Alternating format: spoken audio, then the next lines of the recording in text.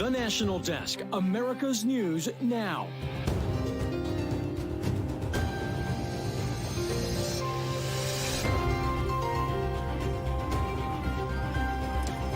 Now, the historic heat wave baking the nation as it continues to spread. We're tracking the latest movements live. Competitors unite to create new guardrails for the world in an effort to stay ahead of artificial intelligence. We'll see more technology change in the next 10 years, or even in the next few years, than we've seen in the last 50 years. Violent crime shift. The new numbers showing signs of a slowdown, while some say more needs to be done. This is the National Desk, America's News Now. I'm Eugene Ramirez. More on that historic heat wave in just a moment. But first, right now, millions of people are bracing for some severe weather. Parts of the country could get flash floods tonight with storms threatening parts of the East Coast, the lower Mississippi Valley, and the southern plains as well. Nearly 20 million people could face severe thunderstorms in the areas you see here marked in yellow on this map. Now, those in the Mid-South and the Tennessee Valley and the southeastern states should be on the lookout tonight for damaging wind and hail. Now to that heat, 117 million people under alerts right now. High temperatures sweeping across the South, and forecasters say they won't let up anytime soon.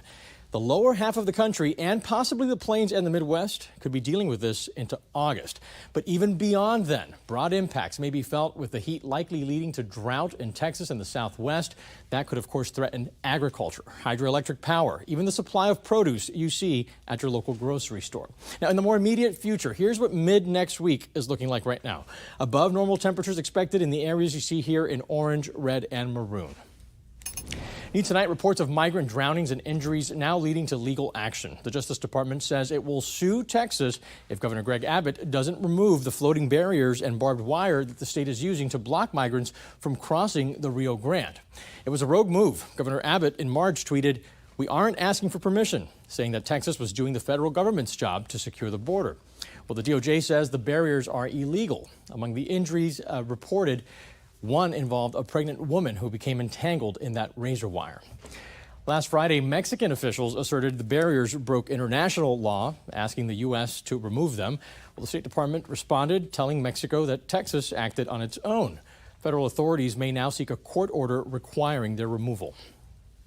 An early morning fire at the building that houses Senator Rand Paul's field office in Kentucky is under investigation now. Part of that roof collapsed before firefighters were able to extinguish the flames. No one was hurt. Fire officials are now looking into how that fire started at the historic building in downtown Bowling Green, where a law office also operates out of. But the senator's office says it has an emergency management plan to continue operations, and the fire will not impact their work. We've learned new information about the methods of Mohammed Barakat, the man who ambushed 3 police officers in Fargo last week. According to the North Dakota Attorney General, Barakat used a binary trigger on his rifle to fire more rapidly. He had conducted internet searches for kill fast, explosive ammo, and for what crowded events would be happening before conducting his assault. Barakat killed 1 officer, wounded 2 others, and a woman last Friday. He was killed in that shootout. Some encouraging new data shows a nearly 10% drop in homicides in the first 6 months of the year in some of the country's major cities. The Council on Criminal Justice reporting a 9.4% drop in homicides, or about 202 fewer murders than in the same time period last year. There are also drops in aggravated assaults, robberies, and home burglaries. Still, violent crime remaining high in parts of the U.S. compared to before the pandemic. Homicides across the country right now are 24% higher than in 2019. Also important to mention here that not all cities included in that report give data on each of these crimes that were assessed for this purpose. Now, while most violent crimes are falling right now, car thefts, those are up by more than 33% compared to 2022 and over 100% compared to 2019. Now, cities like New York cities in New York State are seeing some of the biggest spikes that we've seen throughout the country. Rochester, New York, seeing a startling 355% increase in those auto thefts. Meanwhile, in the nation's capital, more than 450 people have been shot so far this year. 12 children have died from gunfire, while many more have been injured. The National Desk's Michelle Marsh visited the Children's National Hospital, where many of these kids are treated. For more than a decade, emergency room surgeon Dr. Michael Petrosian has worked to save young lives. This is where the bullet went, just like that. Imagine the bullet was higher for 2 millimeters, it will hit the heart. For me, somebody who has kids, It's traumatizing and disheartening to see that. This could be my child playing outside and a stray bullet can hit him. This is the trauma bay where Dr. Petrosian operates on young gunshot victims, and he's seeing more of them. Children's Hospital cared for a record 70 gunshot wound patients in 2023. Dr. Katie Donnelly says the surge in young victims takes a mental toll on emergency medical responders. The hardest thing for me is I see the joy and the resilience our clients have. They can jump through every hoop life throws at them, and I still can't protect them from random violence. How much of this work do you actually end up taking home with you? I probably take home an unhealthy amount, I'll be very honest. Kids that are in these situations, they're at high risk for everything, every form of sort of suffering. And so certainly being shot is a huge trauma and a huge impact. Sometimes you're seeing the same people victimized again and they return with gunshot wounds? Correct. If you look at some statistics and some studies, there's what's called recidivism. Kids who have been injured with violence or trauma, they end up being in the same cycle. That was Michelle Marsh reporting. The trial in the classified documents case against former President Donald Trump will begin next May. The Trump team wanted to postpone the trial until after the 2024 presidential election. The former president and his aide, Walt Nauta, were indicted on charges of withholding classified documents. Meantime, former Trump lawyer and convicted felon Michael Cohen announcing today that he has reached a settlement for an undisclosed amount of money with Donald Trump's organization. Cohen sued the company for $1.7 million for unpaid legal fees. Well, Cohen said today that the matter has been resolved in a manner satisfactory to all parties. That's a direct quote there. New tonight, the U.S. military could have a new first. White House officials saying President Biden has chosen Admiral Lisa Franchetti to be the new chief of the U.S. Navy. If confirmed, she will be the first female U.S. military chief of any branch. She's slated to join the Joint Chiefs in an acting capacity next month. Senator Tommy Tuberville still holding all defense nominations in protest of that enacted DOD abortion policy. Alabama lawmakers approving a new congressional map after the Supreme Court ordered the state to redraw it. But this new map does not include 2 majority black districts as the court instructed. The second one is only about 40% black. Republicans say black voters will be able to elect the representatives they want, but Democrats say Alabama has ignored the court's ruling. Alabama Governor Kay Ivey expected to sign the legislation. CDC officials have confirmed a 2-year-old Nevada boy is dead from a brain infection caused by an amoeba. He likely was exposed in a natural hot spring, according to officials. These amoebas live in soil and warm, fresh water bodies like rivers, lakes, and hot springs.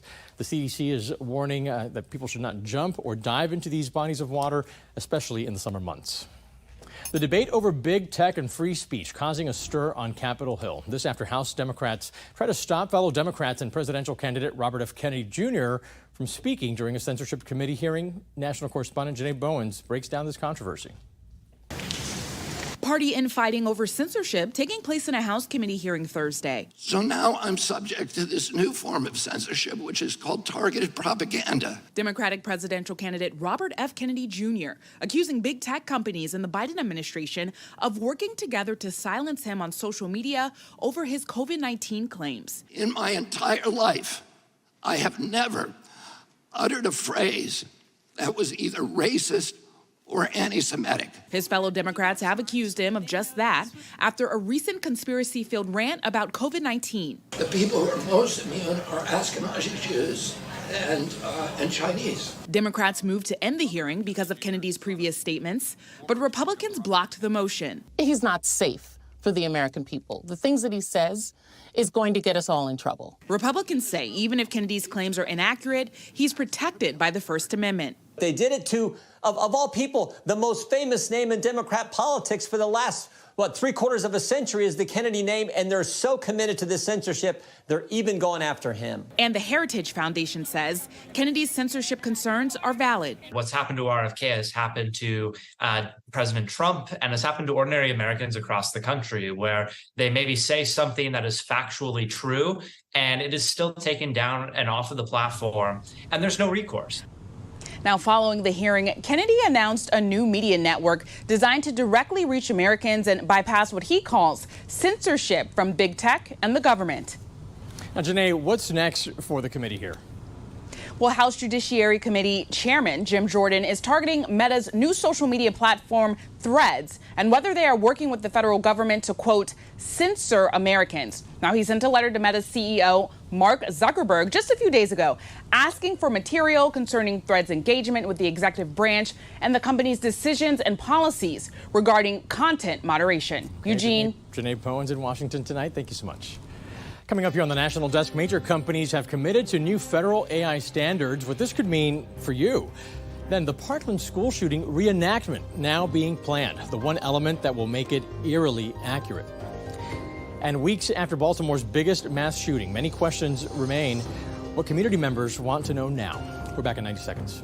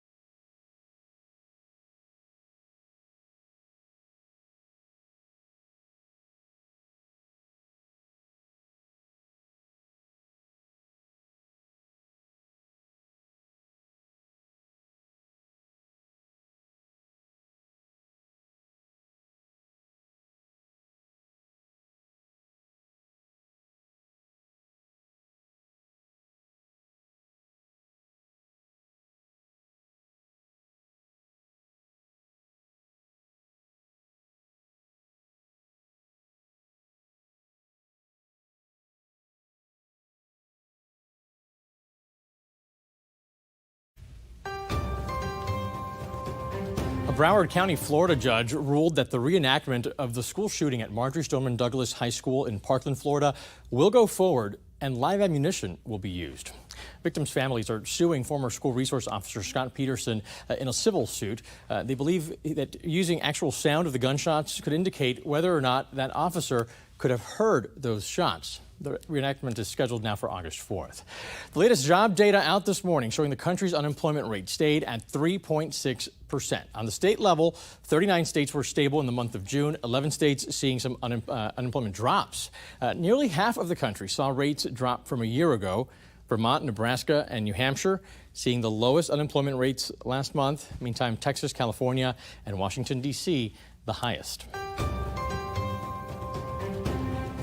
Today, the White House announced what it says is a first step toward regulating artificial intelligence. Executives of 7 top tech companies leading the AI charge, artificial intelligence, have now agreed to a set of guidelines they say will manage the risks posed by this technology that's quickly growing. National correspondent Atra Elnashar explains what those guidelines are and how they could impact users. Leaders in the race to develop artificial intelligence putting their competition on pause for a moment Friday to agree to a set of ground rules. Amazon, Microsoft, Google, Meta, OpenAI, Inflection, and Anthropic voluntarily committing to 3 objectives. Ensure products are safe before introducing them to the public, build systems that put security first, and, perhaps the most important and difficult to achieve, earn the public's trust. I think we're all clear. Trust is fundamental to get the benefits of this technology. This includes adding watermarks to content so viewers know if a picture, for example, was made with AI, and putting new products through independent security reviews. The White House tells me they know there is more work to be done to come up with official enforcement mechanisms and standards for product testing, 2 things that would almost certainly need approval from Congress. An underlying fact about the work that these companies are signing up to do is that a lot of this work still has to be invented. Machine learning expert Patrick Hall says the agreement is a good step, but without the force of government regulation, doesn't expect companies to move the needle much on AI risk. They are under immense time pressure to move fast and essentially move fast and break things, the good old-fashioned Facebook mantra with these generative AI technologies. One issue the agreement does not address: how companies can responsibly use AI to perform tasks that are currently done by a human worker. It's a top concern for striking writers and actors who fear studios will replace them with AI-generated content. Part of a long list of worries policymakers have about what AI is capable of. For Congress, which holds the most power to create regulation, the biggest enemy may be time, as advancements in AI move faster than Washington. On Capitol Hill, I'm Atrel Nishar reporting. Lawyers for failed cryptocurrency exchange FTX are suing founder Sam Bankman-Fried and other former company executives, hoping to get back more than $1 billion they say was misappropriated. According to the suit, that money was used to finance luxury condos, pet projects, and even some political contributions. Now, the lawyers say that the assets belong to the crypto exchange's creditors, including thousands of customers who lost access to their assets. A sad note now, legendary singer Tony Bennett has died at the age of 96, years since an Alzheimer's disease diagnosis. He's known, of course, for his crooner style, jazzy hits. Bennett made more than 150 recordings and has sold around 60 million records throughout his career. A highlight of that career in 1962, his performance at Carnegie Hall. That's when he released his song, I Left My Heart in San Francisco. A CDC study says more than 1 in 10 young adults are regularly using e-cigarettes. They go on to say that Americans between the ages of 18 and 24 used e-cigs the most out of everyone. The research also shows smokers under 44 are more likely to use both cigarettes and e-cigarettes. Let's go by the numbers now. Instagram's Threads was the fastest growing app in the world when it launched, but the social media app losing some engagement now. The numbers of daily active users on Threads falling the second week in a row here to 13 million, down about 70% from the peak on July 7th. Now, the average time users spend on Threads is just 4 minutes right now, compared to 19 minutes at the start when they first launched this. Meta executives say they're working on some additional features, hoping to keep users interested in the app. Florida Governor Ron DeSantis launching an investigation into the parent company of Bud Light, Anheuser-Busch. This comes in response to that partnership with transgender social media influencer Dylan Mulvaney and the resulting conservative backlash that caused Bud Light sales to plummet about 30%. DeSantis saying that negatively impacted Florida's pension fund, which was invested in the company. In response, Anheuser-Busch released a statement saying it takes its responsibility to shareholders seriously. The alarm being sounded now at hospitals all across the country in critical condition due to staffing shortages. There's an important side of the story that's seldom heard, the role that COVID vaccine mandates played in those shortages. Full Measure's Cheryl Atkinson reports from Houston, where she spoke with medical professionals from the first hospital in the nation that required COVID vaccines. My name is Dr. Venu Gilapalli. I was on staff at Houston Methodist The Woodlands and got suspended and ultimately terminated due to the vaccine mandate. You did not want to get vaccinated? No. Dr. Venu Gilapalli is among an outspoken group of medical professionals once affiliated with Houston Methodist. Methodist was the first hospital system in the nation to require COVID vaccines. It's rare to find medical professionals from such a prominent hospital system speaking on camera on the topic, punished, they say, for using independent medical judgment, which they consider a hallmark of sound medicine. Dr. Mary Crow is an oncologist hematologist who, like Dr. Gilapalli, lost privileges to practice medicine at Methodist for refusing the vaccine. You have the right to put up your hand and say, what the hell is going on here? Please explain this to me, and not risk obliteration of your personal and professional life. Houston Methodist began firing unvaccinated employees in June of 2021. With Houston Methodist leading the pack, within 3 months it was reported that at least 174 health systems were mandating COVID vaccines. But these seasoned professionals claim the vaccine mandate didn't make patients safer at all.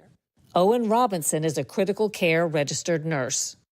At that time, the management in the Methodist ICU forced 2 nurses to come in sick, positive with COVID, with symptoms, fevers, and take care of patients in the ICU. We wanted to hear Houston Methodist's side of the story, but a spokesman declined our interview request and did not answer our questions. In an interview in June of 2021, Methodist CEO Dr. Boom said the hospital's policies were safety and science-driven. We have a set of very, very strong values as an institution that puts patients at the center. So when people say to me, I don't want to put patients at the center by their actions, yeah, they're not people who are a fit for our organization. Meantime, industry insiders are pointing to a global crisis in healthcare staffing. In New York, 100% of hospitals are reporting nursing shortages. Texas, where Methodist is based, is also said to be suffering an ongoing hospital staffing crisis. In a statement, Methodist told us, we are not having nurse shortages. That's a big problem. Whatever the case, this group insists that punishing highly credentialed healthcare professionals for their medical judgment will translate to poor patient care in the larger picture. A court has ordered New York City to reinstate 1,750 workers fired over the mandate with back pay. The city is appealing. For Full Measure, I'm Cheryl Atkinson. You can watch Full Measure with Cheryl Atkinson on Sundays. Check your local listings for the exact time in your area. Full Measure After Hours, also available wherever you get your podcasts. Check that out. Coming up here on the National Desk, weeks after Baltimore's biggest mass shooting, many questions remain. What community members want to know now.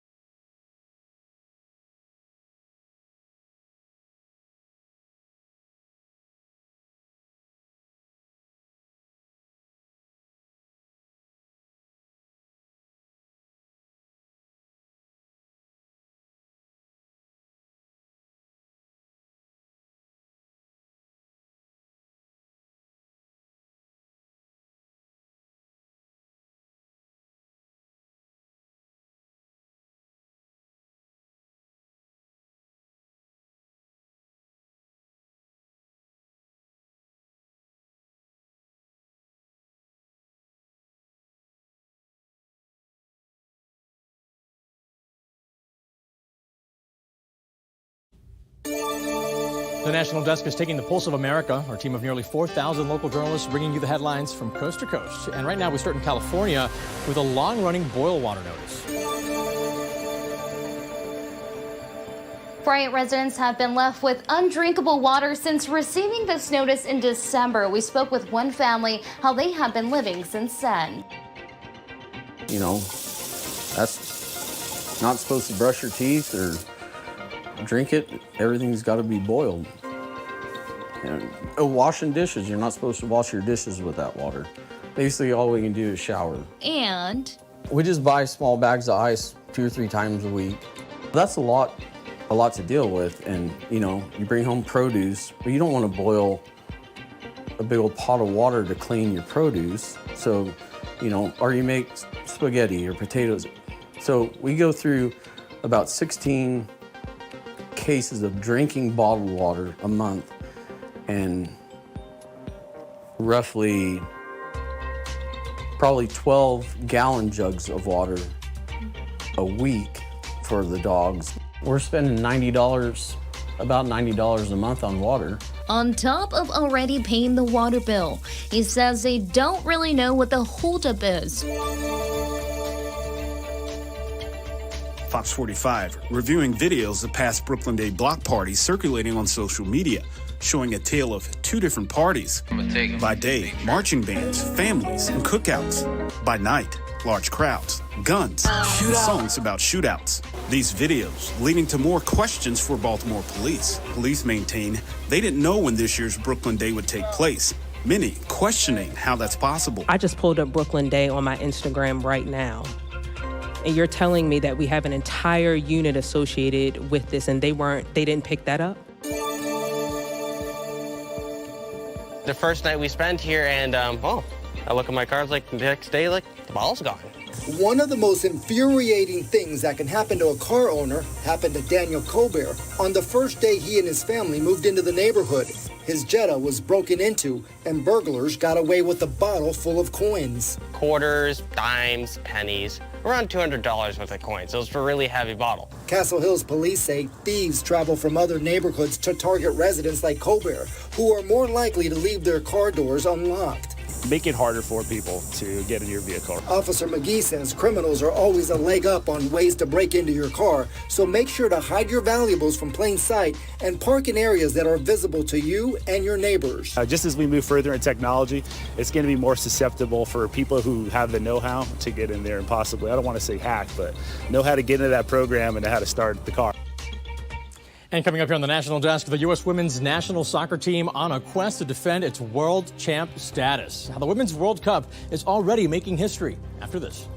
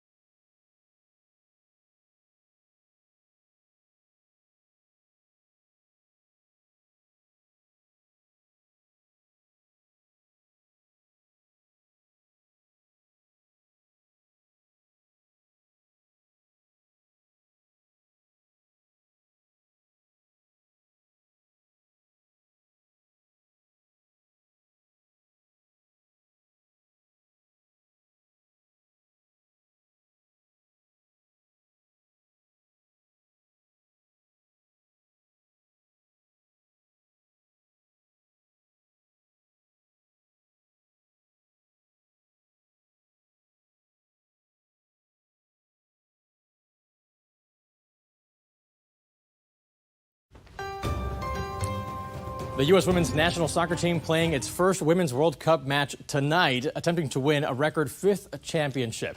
The action kicks off at 1 p.m. local time Saturday in Auckland, Australia, which is 9 p.m. Eastern tonight here in the U.S. They're up against Vietnam tonight. The U.S. is the #1 seed in the tournament, having won the last 4 cups. Germany, the #2 seed this year, also winning 2 in a row in 2003 and 2007. This year's event already on track to become the most attended standalone women's sporting event in history. That's all for now. Join me tonight for the evening edition of the National Desk. You want to check your local listings for the exact time. I'm Eugene Ramirez. Thanks for watching. I'll see you soon.